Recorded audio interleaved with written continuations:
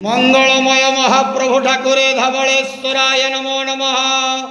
दीपं यदि परं ब्रह्म दीपं यदि जनार्दनः दीपहरतु मे पापो पूजा दीप नमस्तुते। बाबा धवलेश्वराय नमः। संसार सुखी रखंतु। आज शुभ मंगलवार रे समस्त श्रद्धालु भक्त मानकर मंगल करंतु। मनस्कामना पूर्ण करंतु। कर्म क्षेत्र उन्नति करंतु। ग्रहरिष्ट मान खंडन करंतु।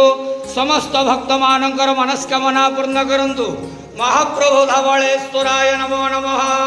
संसार सुखी रखंतु आनंद गवार हरि बोलो। आज शुभ मंगलवार रे समस्त श्रद्धालु भक्त मानकर मंगल करंतु आनंद गवार हरि बोलो। समस्त श्रद्धालु भक्त मानक श्रीपद करंतु आनंद गवार हरि बोलो।